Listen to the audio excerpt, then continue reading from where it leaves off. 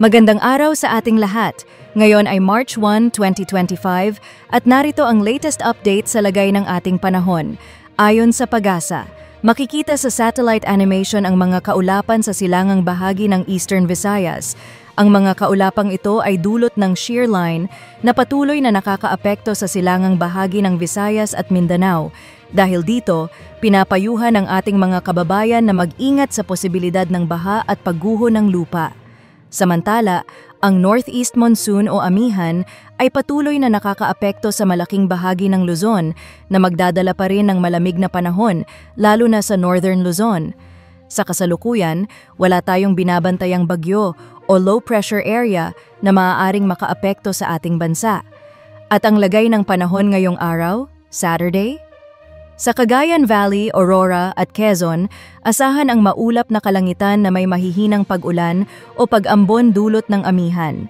Sa Metro Manila at nalalabing bahagi ng Luzon, bahagyang maulap hanggang maulap ang kalangitan na may posibilidad ng mahihinang pag-ulan dulot pa rin ng amihan. Inaasahan na magiging malamig ang panahon sa madaling araw at gabi, ngunit pagsapit ng tanghali, posibleng maging mainit, lalo na sa Metro Manila at mga karatig na lugar.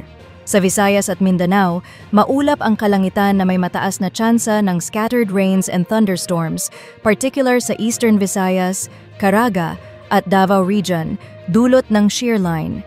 Ngayong umaga, ang mga pag-ulan sa ilang bahagi ng Eastern Visayas ay maaaring maging katamtaman hanggang malakas, kaya't may banta ng baha at pagguho ng lupa.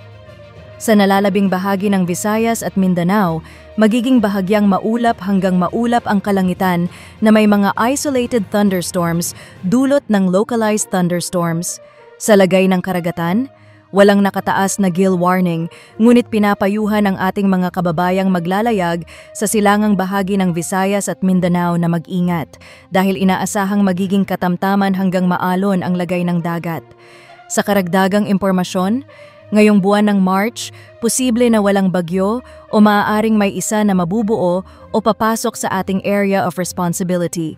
Ayon sa monthly climatology track ng Pag-asa, kung may mabubuong bagyo, posibleng tahakin nito ang Visayas-Mindanao area patungo sa Palawan o maaari rin itong lumihis palayo sa ating kalupaan. At iyan ang ating latest update sa lagay ng panahon. Huwag kalimutang mag-like, mag-share at mag-subscribe sa aming channel. Pindutin na rin ang notification bell para lagi kayong updated sa ating mga weather updates.